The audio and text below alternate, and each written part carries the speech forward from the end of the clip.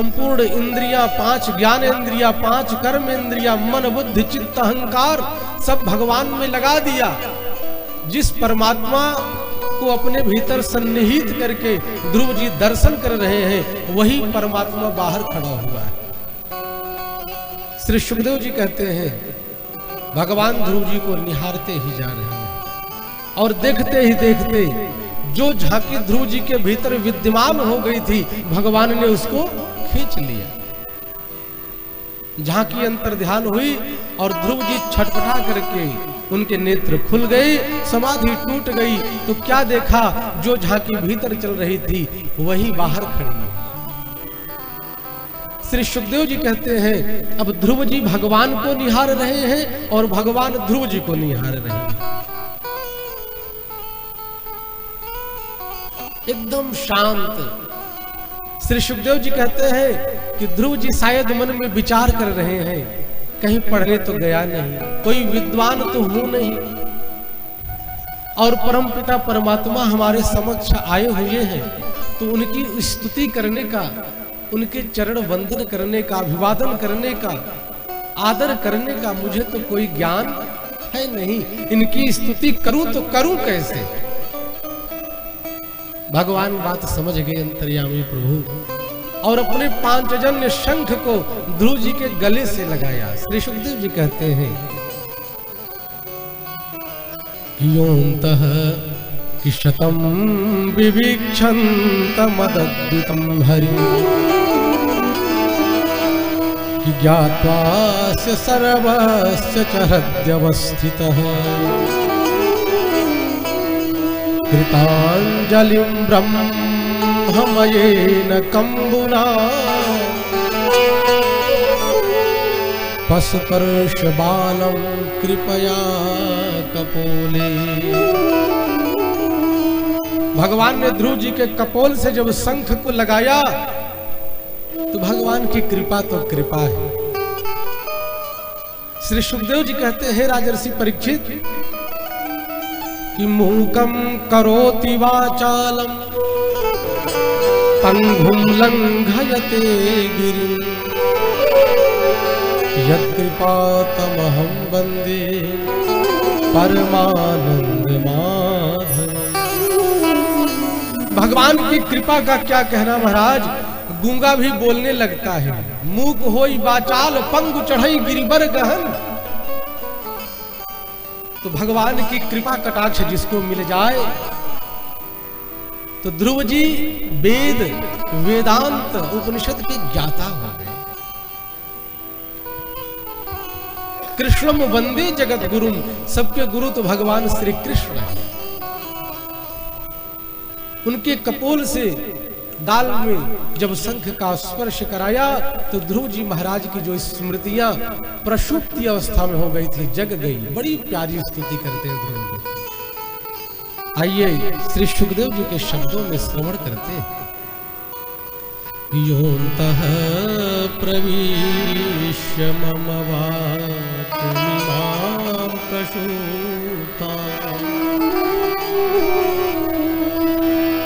संजीवयत्वखिल शक्तिधरः स्वधाम्ना अन्याश्च हस्तचरण श्रवणत्वगादि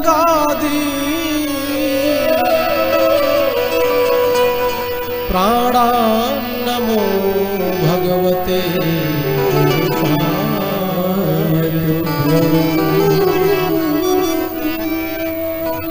बड़ी प्यारी स्तुति करते हैं।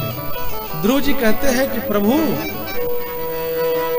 योऽन्तः प्रविश्य मम वाचमिमां प्रसूताम्, हे प्रभु जो मेरी वाणी सोई हुई थी, अंतः प्रविश्य मम वाचम इमां प्रसूताम्, जो मेरा ज्ञान सुसुप्त अवस्था में था प्रभु, आपकी कृपा से, आपकी अहेतुकी कृपा से मुखरित हो गया।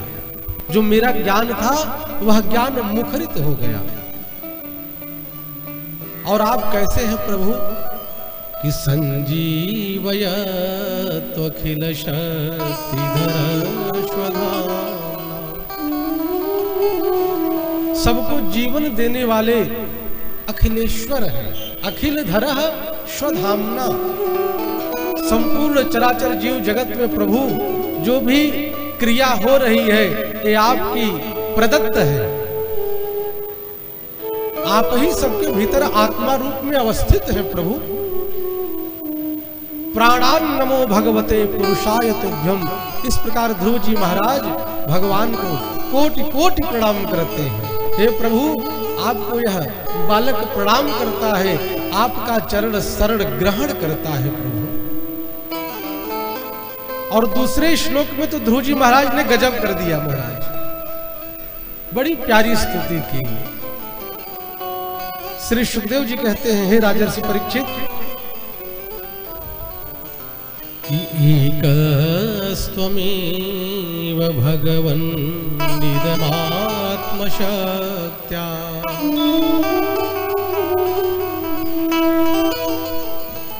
मायाख्ययोरुगुणया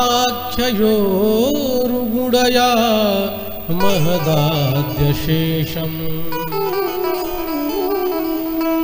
सृष्ट्वानुवेश्य पुरुषस्तदशगुणेषु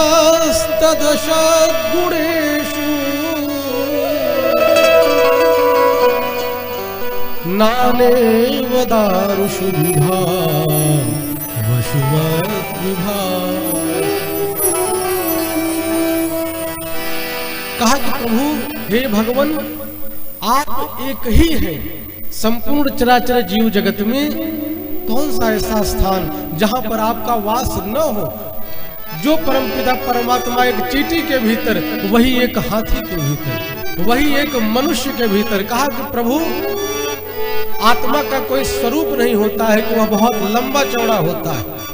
जिस आत्मा रूप से भगवान एक चींटी के अंदर निहित होते हैं, उसी प्रकार भगवान उसी आत्मा के रूप में एक हाथी के भीतर भी प्रवेश करते हैं। ये भगवान की भगवत्ता है, ये भगवान की अहेतुकी कृपा है। और कहा कि प्रभु, संपूर्ण प्रपंच यह सब रच करके आप हम सभी के पास अंतर्यामी रूप से रहते हैं। बड़े ध्यान पूर्वक श्रवण करें। ध्रुव जी ने कहा कि प्रभु, आप संपूर्ण जगत को बनाते हो और सबके साथ रहते हो अंतर्यामी रूप से। कहा कैसे? कहा कि जैसे हम कभी कई लोगों के साथ ऐसी घटनाएं घटती हैं, मैं स्वयं प्रत्यक्ष हूं, कई घटनाएं ऐसी घटी महाराज कि रास्ते में जा रहे हैं और गाड़ी इस स्थिति में लड़ गई कि किसी को बचना ही नहीं था। गाड़ी खंड खंड हो गई, लेकिन संपूर्ण सभी एकदम सुरक्षित। उसी समय ख्याल आता है, धन्य है परमपिता परमात्मा, मनुष्य के ऊपर जब भी विपत्ति आती है और वह उस विपत्ति से निकल जाता है तो उस समय भगवान की याद आती है, आंखों से अश्रुबिंदु प्रवाहित हो जाते हैं। हे प्रभु, अगर आज आपने मेरी रक्षा न की होती तो शायद मैं इस धरा पर न रहता। पग पग पर रक्षा करने वाले प्रभु हैं। हमारे घर परिवार की एक एक क्षण की रक्षा भगवान करते हैं, अंतर्यामी रूप से निहित रहते हैं। भगवान कहीं बाहर नहीं है। एक बार संत देवराहा बाबा के पास एक भक्त गया, कहा कि गुरुदेव, मैंने भगवान को पाने के लिए बहुत प्रयास किया, जिन्होंने जैसी भक्ति बताई मैंने वैसी भक्ति की, लेकिन आज तक कोई अनुभव हमको मिल न सका। भगवान का साक्षात्कार न हुआ। कोई मार्ग आप बतलावें जिस मार्ग पे चल करके भगवान का साक्षात्कार हो जाए। शांत चित्त होकर के संत देवराहा बाबा श्रवण करते रहे। फिर कहे, बच्चा, खोजा उस वस्तु को जाता है, ढूंढा उस वस्तु को जाता है जो गायब हो गई है। और भगवान कहीं गायब नहीं है, भगवान हमारे साथ ही है। केवल हमको अपने अंतर देखना है, अपने भीतर देखें। भगवान हमारे भीतर दिखाई क्यों नहीं देते हैं? जो अज्ञान रूपी अंधकार का पर्दा लगा हुआ है। जिस हृदय में भगवान का निवास है हमने उसमें कचरा भर दिया है। किसका? काम का, क्रोध का, लोभ का, मोह का, मद मत्सर का। तो भगवान बैठे तो बैठे कैसे? जैसे एक मनुष्य का स्वभाव है, वह चाहता है कि मैं जहां रहूं वहां आसपास स्वच्छता रहे, पवित्रता रहे, उसी प्रकार भगवान भी पवित्रता चाहते हैं। और जब हमारे भीतर पवित्रता होती है तो भगवान को ढूंढना नहीं पड़ता, बुलाना नहीं पड़ता, भगवान अंतर्यामी रूप से तो साथ रहते ही हैं। और फिर कहते हैं कि हे प्रभु, जैसे जब अग्नि, प्रचंड अग्नि लगी हो महाराज, चाहे जिस प्रकार का वृक्ष हो, चाहे चंदन का वृक्ष हो, चाहे नीम का वृक्ष हो, चाहे आम का वृक्ष हो, जलने के बाद सब राख हो जाए। तो कहा कि प्रभु इसी प्रकार चाहे अमीर मरे, चाहे गरीब मरे, जो भी मरेगा प्रभु वह सब आपकी कृपा से आपके धाम को ही प्राप्त करेगा। और फिर कहते हैं कि हे प्रभु सत्य बताऊं, ध्रुव जी कहते हैं कि जल के देवता कौन है? वरुण। आंखों के देवता सूर्य और चंद्रमा। कहा कि इस शरीर के अनेक अनेक देवता, लेकिन वास्तव में प्रभु ये देवता भी आप ही की उपासना करते हैं। एकस्त्वमेव भगवन् निदमाद सत्या। हे प्रभु ये जितने भी देवी देवता हैं ये सब आपकी ही उपासना करते हैं, आपके द्वारा ही इनको शक्ति मिलती है। बोल भक्तवत्सल भगवान की जय। कि त्वत्तदया वयुनयेदमचाष्टविश्वम्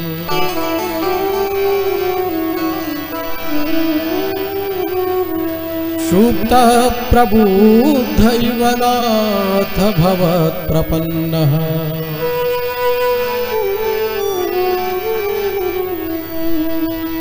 तस्यापवर्ग शरणं तव पादमूलम् विस्मर्यते कृतविदा कथमार्तबन्धो। हे नाथ, सृष्टि के आरंभ में ब्रह्मा जी भी आपकी शरण लेकर के ही सृष्टि करते हैं। ध्रुव जी कहते हैं कि प्रभु आपके दिए हुए ज्ञान के द्वारा ही ब्रह्मा जी सृष्टि करते हैं, जगत को उत्पन्न करते हैं। यह ज्ञान आपके द्वारा ही उनको मिला। और हे दीन बंधु, हे परमपिता परमात्मा, उन्हीं आपके चरण तल का ध्यान करके पुरुष मुक्त हो जाता है, मोक्ष को प्राप्त हो जाता है। और फिर तीसरे श्लोक में बड़ी प्यारी स्तुति करते हुए ध्रुव महाराज कहते हैं कि नूनम विमोष्टमतयो स्तव माययाते ये त्वां भवाप्यय विमोक्षणमन्यहितो अर्चन्ति कल्पकतरुं पुरुषोपभोग्य मीक्षन्ति यत स्पर्शजं निरयेऽपि नीडा। हे प्रभु, इस शवतुल्य शरीर को आप ही शक्ति प्रदान करते हैं। और हे प्रभु, जो मनुष्य इस शरीर से, ये शरीर कैसा है? बोले शव के तुल्य है। बोलो भक्तवत्सल भगवान की जय हो। ध्रुव जी कहते हैं कि महाराज यह शरीर कैसा है? बोले समतुल्य शरीर, यह शरीर समतुल्य है, केवल यह श्वास निकल जाए। लोग महाराज अपने घर में 48 घंटा भी नहीं रख सकते, कहेंगे कि शरीर को बाहर निकालो नहीं तो दुर्गंध आ जाएगी। और कहा कि हम मानव तन मिला, उस मानव तन में रह करके केवल हमने अपने कामोपभोग में, अपने व्यसन में, परिवार पालने में पूरा जीवन बिता दिया। कहा कि प्रभु यही मनुष्य की मूर्खता, मानव तन मिलने पर भी आपकी सन्निधि नहीं प्राप्त करना चाहता। मानव तन की सार्थकता कब? जब भगवान की भक्ति करे और आत्मोद्धार कर ले। भगवान गीता में कहते हैं पार्थ उद्धरेदात्मनात्मानम आत्मानमयीव साधयेत्। मनुष्य को अपने उद्धार के लिए, आत्मोद्धार के लिए यत्न करना चाहिए, प्रयत्न करना चाहिए। और हम लोग जो इस शरीर के धर्म को निभाते हैं, महाराज कई योनियों में भटके हैं, कभी कुकर बने, सूकर बने, नाली के कीड़े बने। वो जन्म जन्म का अभ्यास बना रहा केवल कामोप सुख भोगने के लिए। ये कई जन्मों का अभ्यास है महाराज। और भगवान ने मानव तन दिया, बुद्धि विवेक दिया, संतों का संग न कर और उस नश्वर सुख के लिए लालायित रहे प्रभु। कहा इसी प्रकार मूर्ख लोग अपने जीवन को नष्ट कर लेते हैं। यह प्रभु आप कैसे हैं कि अर्चन्ति कल्पकतरुं पुरपोपभोग्य। भगवान आपके चरणारविंद कैसे हैं? अर्चन्ति कल्पकतरुं। आपके चरणारविंद की जो भक्त अर्चना करता है, आपके चरणारविंद कैसे हैं? बोले कल्प वृक्ष की भांति है प्रभु। मनुष्य जो चाहे वो सब सुख भी मिलेगा और मोक्ष भी मिल जाएगा, मोक्ष का अधिकारी बन जाएगा, मोक्ष मांगने की आवश्यकता नहीं पड़ेगी। इस प्रकार बड़ी प्यारी स्तुति ध्रुव महाराज ने किया। और ध्रुव महाराज ने भगवान के अनेकानेक स्तुति करते हुए कहते हैं कि प्रभु कि तेना स्मरन्त्यतितरां प्रियमीशमर्त्यम् ये चान्वदः सुतसुहृद्गृहवित्तदारा।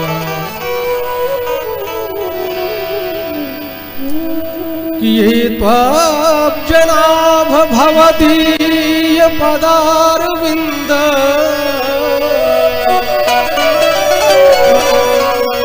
सौगन्ध्यलुब्धहृदये सुकृते प्रसन्ना।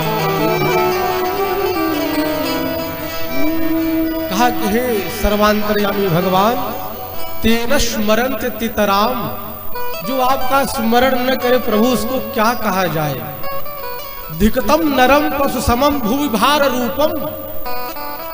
ऐसे पुरुष तो इस धरती के बोझ हैं, पशु के तुल्य हैं प्रभु। एवं बदंती दिवदेव समाज मुख्य, देवताओं का समाज उनको देख करके पश्चाताप करता है और वहां से श्राप देता है कि देख इस मूर्ख को मानव तन मिला और वो भी उत्तर प्रदेश में मिला, और वो भी उत्तर प्रदेश में हम सुल्तानपुर जनपद में पैदा हुए, जहां पास में ही अवध नगरी हो भगवान श्री राम ने जन्म लिया, पास में ही काशी विश्वनाथ, पास में ही श्रीधाम वृंदावन। यहां पर जन्म लेने के लिए देवता भी तरसते हैं। तो ध्रुव महाराज कहते हैं कि प्रभु हे कमलनाभ, जिनका चित्त आपके चरणों में लगता नहीं, वो 84 लाख योनियों में ऐसे विचरण करते रहते हैं। कहा कि प्रभु यह ठीक नहीं है, आपकी कृपा करुणा कटाक्ष मिलती रहे। और कहा कि प्रभु बहुत से महान भाव कहते हैं कि क्या करूं, क्या जीवन भर भक्ति करूं, अपने परिवार को न देखूं। तो ये ध्रुव जी महाराज कहते हैं, जो ऐसा सोचते हैं कि ये चान्वदः शुद्ध सुहृद गृह भी तदारा। कहा कि परिवार में रहे सुत वित्तदारा, गृह पुत्र घर रहे, घर को सुरक्षित रखें, बनाए सुंदर, परिवार में रहे, पत्नी के साथ रहे, पुत्र के साथ रहे, लेकिन भगवान को भूले नहीं, भगवान को हर क्षण याद करते रहे। धन्याः गृहस्थ आश्रम, गृहस्थ आश्रम सबसे धन्य है महाराज। 4 आश्रम, चारों आश्रम में सबसे ज्यादा महिमा गृहस्थ आश्रम की। अगर यह गृहस्थ आश्रम न होता महाराज, इतने बड़े बड़े भगवान के भगवत भक्त कहां प्रकट होते।